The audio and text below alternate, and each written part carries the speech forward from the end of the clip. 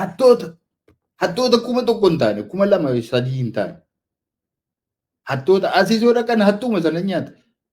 Achi baattee galgala godhatte sila lafa laaqanaatti argita ammoo lafa irbaataatti argata hattuma sanatu nyaata. Namoo sanatti yeroo sadii afur argita mana nyaataatti utuu inni nyaatu utuu inni haramu argita teesse. Isa argee dhufeetu daayispooraan kun maali uummanni sooromee bakka hin nyaatamu hin murata kunoo foon kana nyaata maalodha. Foon maalii nyaata? Foon namaa nyaataa jiru. Hattoota tokko iddoo 10tti ergeetu nama 10tti fakkaatti warra biyya kanaa dhaquutti. Nama kuma meeqa? Reestooraantii meeqatu jira Finfinnee keessa? Hoteela meeqatu jira? Hoteela 15-20 taatu kana keessatti nama 100 yoo argite nama 1,000 kan hin taanetu nyaata. Kanaa kan Itoophiyaa bakka bu'u, kan Oromoo bakka bu'u kanaa. Kana laalanii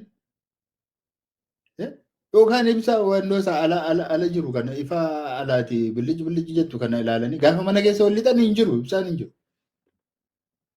Bishaan alaati utaaleetu kun faawuntaniidhaan hin sirba mana keessa gaafa wal lixan waan ittiin dhiqatan hin jiru waan dhugan hin jiru.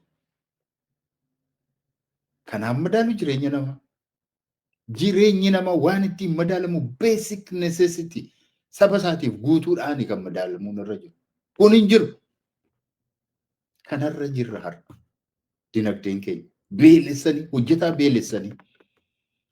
beelessanii barsiisaa beelessaniitu mamiraan miggabaa jedhaniitu nyaata kennuuf salphisanii iyyoomsanii qalbii isaa cabsanii hiriiriitii biddeen fudhadhuutii nyaadhu akka kadhattutti ittiin jedhanii akka kanatti guddataniitu nuun jedhu.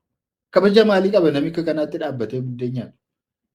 Kabaja maalii qaba barataa dura dhaabbatee barsiisuudhaaf? Ulfina maalii qaba? Mooraalii maalii qaba?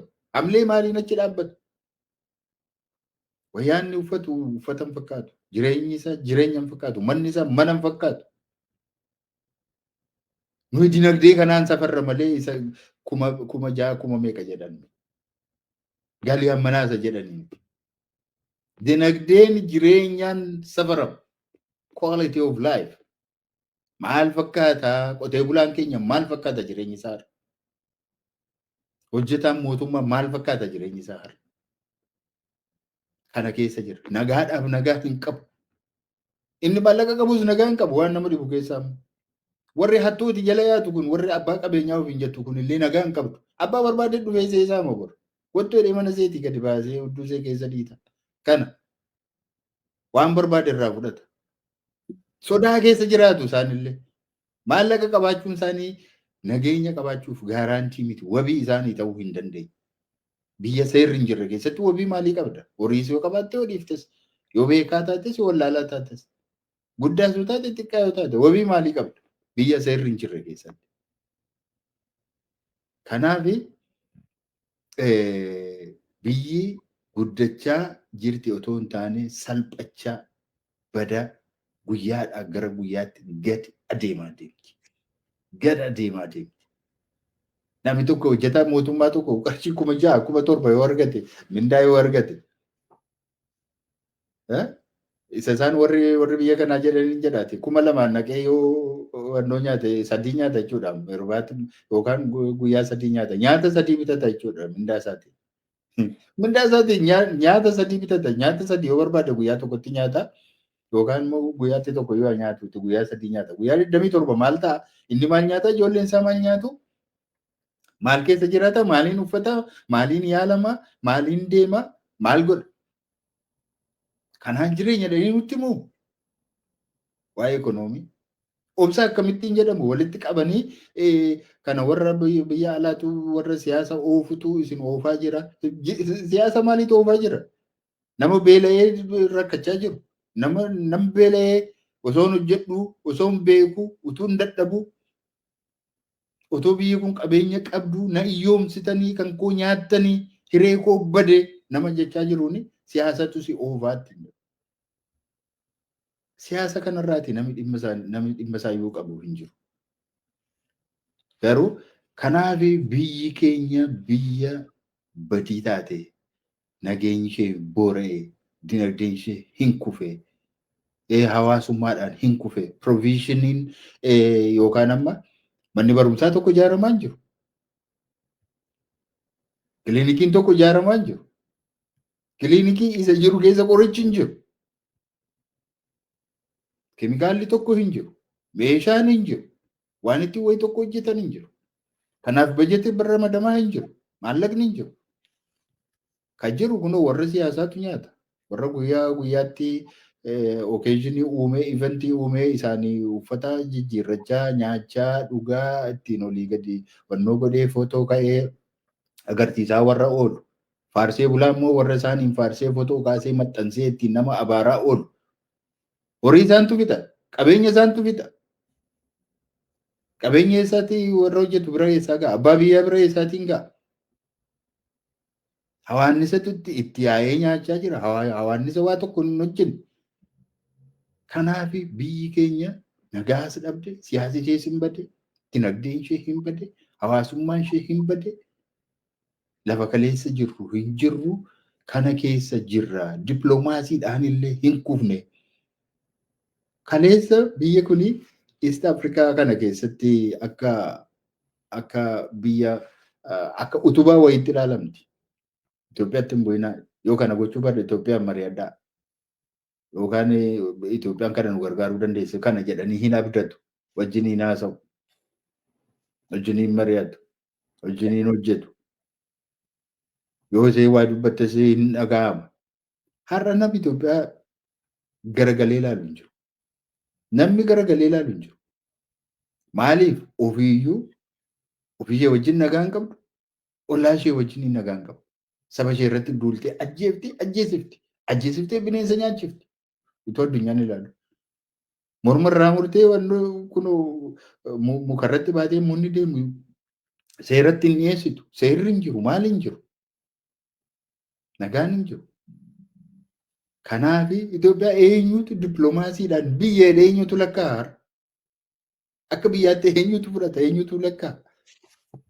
Kanaaf kallattii hundumaatiin kufaatii keessa jirra. Biyyi kufaatii keessa jirti. Isa jedhuudhaan inni xumuraa isaan sitti baay'isee keessa.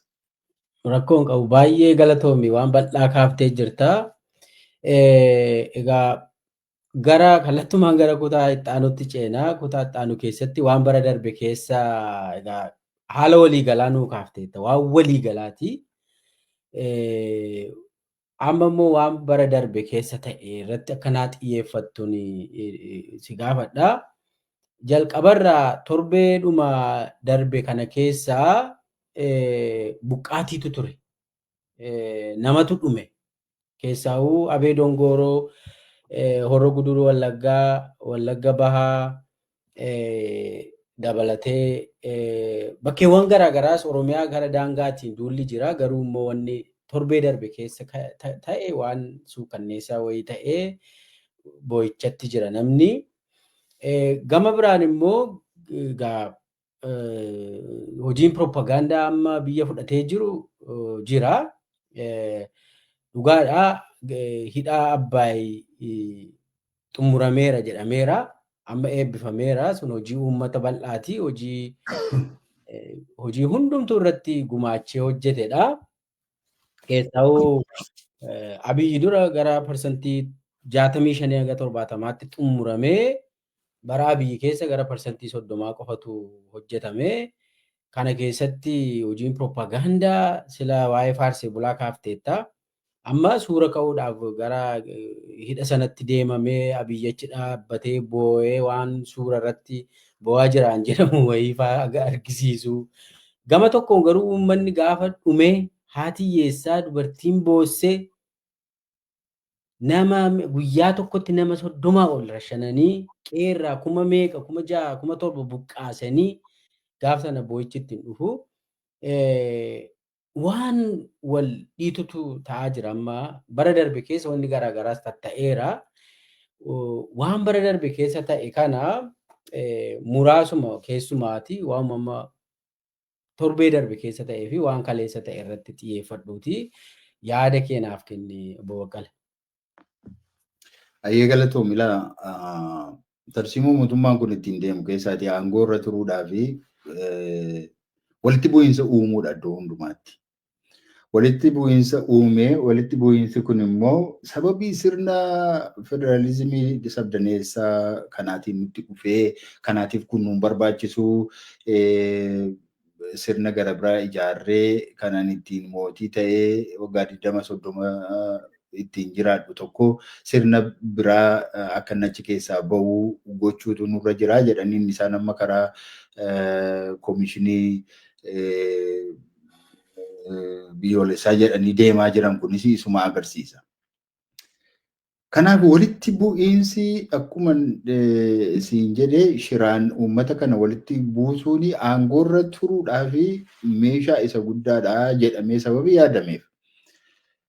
Akkuma aangootti dhufeedhaan sirni kun kan inni waan kana jalqabee dura Oromoo fi warra kibbaa kana walitti buusee uummata Gaamoo wajjin walitti buusee ofiisaatii waan meeqa hojjetee balleessee nama meeqa ficcisiiseetu Oromoota akkasiin godhe jedhee rakkoo kana gidduu sanatti uumee Gujii fi Geedoo walitti naqee uummata nagaadhaa wajjin jiraatu gadaa wal fakkaatuun kan bulu aadaa wal fakkaatu kan qabu afaan isaallee iddoo iddootti kan wal fakkaatu uummata nagaadhaan waggaa meeqa bara meeqa wajjin jiraate walitti naqee iddoo biraatis uummata Walaayittaa fi Sidaamaa akkuma barbaadetti walitti naqaa Somaalee fi Oromoo akkuma barbaadetti walitti buusaa Amaaraa fi Oromoo silaa wal tumsiisaa oolaa Tigree fi Amaara wal kuchiisaa kuni dhaabbataadhumatti tarsiimoo isa dhaabbataadha. Walitti buusuun tarsiimoo isa dhaabbataadha. Egaa wanti yeroo darbe ta'e sunis itti fufiinsuma isa duraan ture sanaadha. Itti fufiinsuma tarsiimoo sanaati. Oromiyaa keessatti wanti ta'us daangaa Oromiyaa kanarratti suutaan ittuma deemuun lafa rakkoo madda rakkoo godhanii agarsiisu. Madda rakkoo Oromiyaa fi Amaara gidduutti bakka tokko ilaalanii yeroo hunduma wal dhibdeen akka iddoo sanatti uumamu gochuu. Kana gochuudhaan immoo kan kana godhee sirna kanaaf nun deemsifne kuni daangaan kun kan abaluuti jechuun kun illee sirrii miti. Isa jedhutti deemsisuudhaaf jecha waggaa hundumaa waggaa torbanuu kanarratti yeroo isaanii guban jechuudha. Akka tarsiimoo isa guddaatti kan isaan fudhatanii kanaadhaa kan isaan ittiin yoo nagaanis kanumadha. Gidduu kanas kan nuyi argaa jirru kanumadha. Somaalee fi Oromoon wal duraan wal dhibdee isaanii eega hiikkataniin booda deebisanii bifa haaraatiin yeroo ammaa kan deebi'ee akka inni ka'u gochuun eenyutu kana godhe?